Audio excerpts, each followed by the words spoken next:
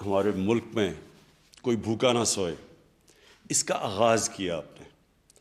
اور یہ میں نے آپ کو آئیڈیا دیا تھا، اس کے بعد پھر آپ نے اس کو ڈیولپ کیا آئیڈیا کو کہ ہم کیسے، سوچا کہ کیا چھوٹی دکانیں بنائیں گے، کیا کریں گے. اور پھر یہ جو آئیڈیا کہ ایک ٹرک کچن، جس کے اندر کچن ہوگا، وہ روٹس کے اوپر جائے گا، جو وہ علاقے جدھر سب سے مستحق لوگ ہوتے ہیں، جو پسماندہ علاقے ہیں، تو ان کو وہ ٹرک ان روٹس کے اوپر چلے گا تو وہ زیادہ ایریا بھی کور کر سکے گا. تو آئیڈیا اس کا پیچھے یہ تھا. اور یہ پہلے ہم نے یہاں ایک پائلٹ پروجیکٹ کیا، دیکھا کہ کس طرح کے مسئلے آتے ہیں، کیونکہ پہلی دفعہ ایسا کام ہو رہا تھا. اور اب اس کو انشاءاللہ یہ جو آج آپ دیکھ رہے ہیں کہ آغاز کر دیا پشاور میں بھی، لاہور میں بھی، اور فیصل آباد میں بھی. اور انشاءاللہ یہ شروعات ہیں. یہ ہمارا جو آئیڈیا ہے کہ ہم سارے پاکستان میں ایک جال پھیلا دیں گے ان کچنز کا. یہ جو میلز آن ویلز، یعنی کہ ٹرکوں کے اوپر کچنز ہوں گے، اور یہ پھر سارے علاقوں کو کور کریں گے جدھر سب سے زیادہ غربت ہے اور جدھر بچے، غریب فیملیز بھوکا سوتی ہیں رات کو. میں آپ کو صرف اس کے پیچھے ایک فلسفہ پہلے بتا دوں. دیکھیں، فلسفہ یہ ہے کہ برکت تو اللہ کی آتی ہے، نعمتیں تو اس کی طرف سے آتی ہیں، کوشش انسان کی ہوتی ہے.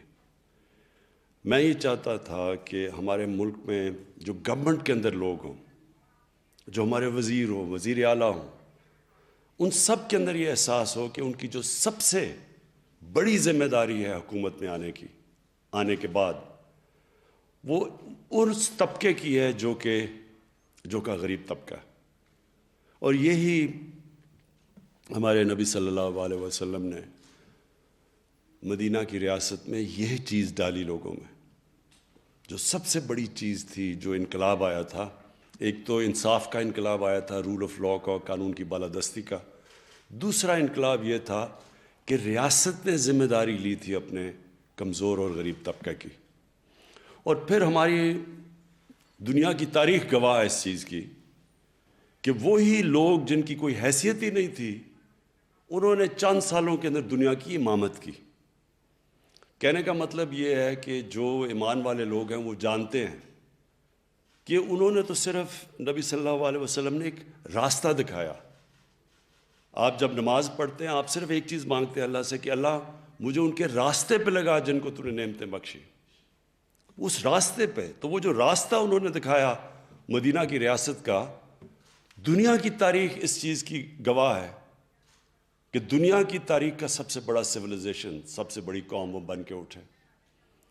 اور جو میری کوشش ہے کہ پاکستان میں جب ہم کہتے ہیں کہ واحد ملک بنا تھا اسلام کے نام پہ، جس کا نعرہ تھا کہ پاکستان کا مطلب کیا، لا الہ الا اللہ، وہ ملک ابھی تک اس راستے پہ کیوں نہیں چلا؟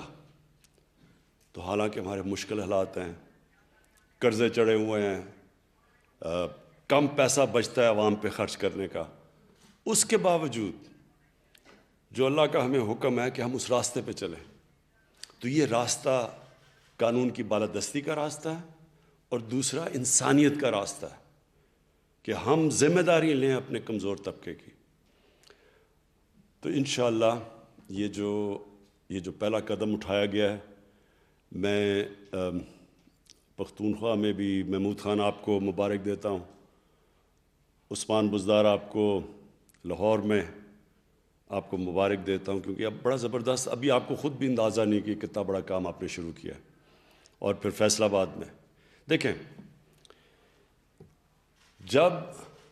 جب ہم ایک اسٹیٹ ذمہ داری لے گی، گھروں میں کھانا پہنچائے گی، لوگ جس طرح لائنوں میں کھڑے ہو کے، وہ جو لوگ 2 وقت کی روٹی نہیں کھا سکتے، جب ان کو روٹی ملے گی تو اللہ کی برکت پاکستان پہ آئے گی. یہ میرا ایمان ہے.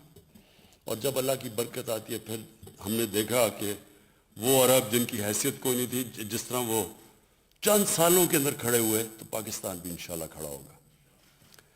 میں آج سیلانی ٹرسٹ کا خاص طور پہ ان کا قوم کی طرف سے شکریہ ادا کرتا ہوں اور ان کو خراج تحسین پیش کرتی ہیں. جو انسان جو آپ کا جو ادارہ ہے جو یہ کام کر رہا ہے کہ لوگوں کو کھانا دینا، تو جو ہمارے ساتھ مل کے آپ یہ جو پبلک پرائیویٹ پارٹنرشپ ہے کہ گورنمنٹ اپنا رول پلے کر رہی ہے، لیکن پھر جو اس ملک میں بہت بڑی ہمیں پتہ ہی نہیں کہ کتنا بڑا ہمارے ملک میں اثاثہ پڑا ہوا ہے، وہ لوگ جو خیرات دیتے ہیں اس ملک میں.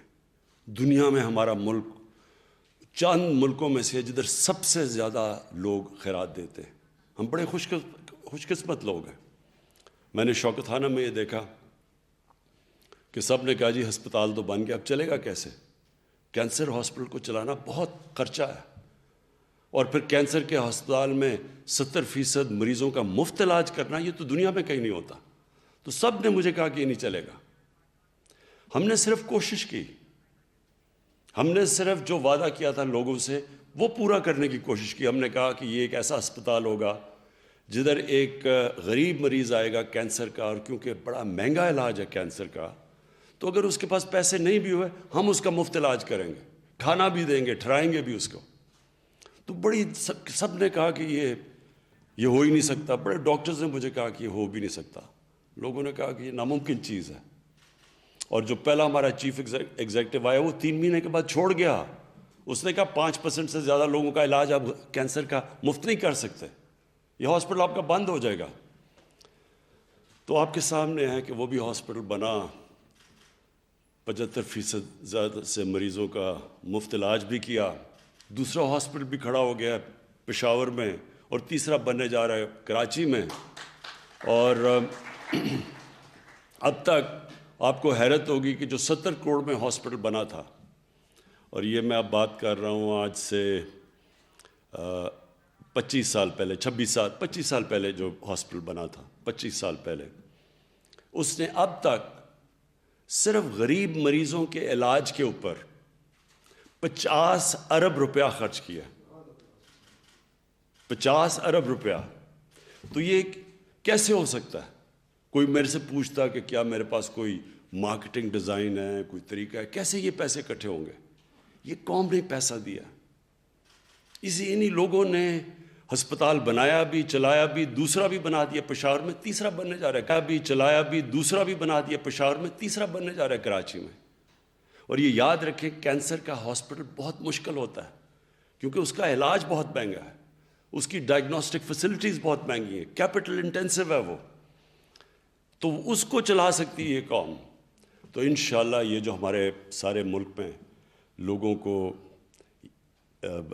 کھانا دیں گے اور یہ دیکھیں گے کوئی بھوکا نہ سوئے، اس کے اوپر اسی طرح اللہ کی برکت آئے گی.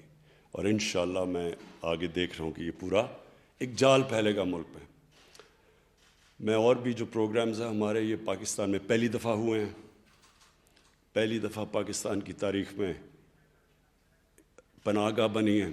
لوگ سڑکوں پہ سوتے تھے، بیچارے مزدور آتے تھے، اگر ان کو دہاڑی نہ ملے وہ نہ کرایہ دے سکتے تھے، نہ گھر پیسے بھیج سکتے تھے بیوی بچوں کو. تو ان مزدوروں کے لیے پناہ گاہ بن گئی ہیں. ان کو وہاں کھانا بھی ملتا ہے، وہ سوتے بھی ہیں، نہاتے بھی ہیں، محنت بھی کرتے ہیں. اور آ کے پھر اگر دہاڑی نہیں ملی تو کم از کم وہ جو پیسہ بچتا ہے وہ جو بھی پیسہ وہ گھر تو بھیج سکتے ہیں. اس لیے یہ بھی ایک ہمارا، اور انشاءاللہ یہ بھی ہمارا پلان ہے کہ سارے پاکستان کے ان علاقوں میں جدھر مزدوری زیادہ ہے، باہر سے آتے ہیں لوگ مزدوری کرنے، ہر جگہ کے اوپر ہماری پناہ گاہ بنی ہوں. اور پھر جو مجھے سب سے زیادہ خوشی ہے کہ 2 صوبوں کے اندر جو ہمارے نیچے ہیں، اور اسلام آباد جو کہ میری گورنمنٹ کے نیچے ہیں، ان میں ہم پہلی دفعہ اس ملک کی تاریخ میں ہیلتھ انشورنس دے رہے ہیں. اور ہیلتھ انشورنس کا سب کو، یعنی سارے آبادی کو ہیلتھ انشورنس دینے کا اس کو کہتے ہیں یونیورسل ہیلتھ کوریج. یہ ہمارے سے امیر ترین ملکوں کے پاس بھی یہ نہیں ہے کہ ہر شہری کے پاس ہیلتھ انشورنس ہو. ایک خاندان وہاں بیماری ہوتی ہے، پیسے ان کے پاس نہیں ہیں، تو ہر خاندان کے پاس ایک کارڈ ہو کہ 10 لاکھ روپے تک وہ کسی بھی ہسپتال میں اپنا علاج کروا سکتے ہیں. اور اس کا جو اگلا سٹیپ ہے، اور انشاءاللہ اس ملک میں اب ہسپتالوں کا جال پھیلے گا. کیونکہ ابھی تک تو ہسپتال شہروں میں آتے تھے، بڑے شہروں کے اندر، کیونکہ پیسے والے لوگ تو بڑے شہروں میں تھے.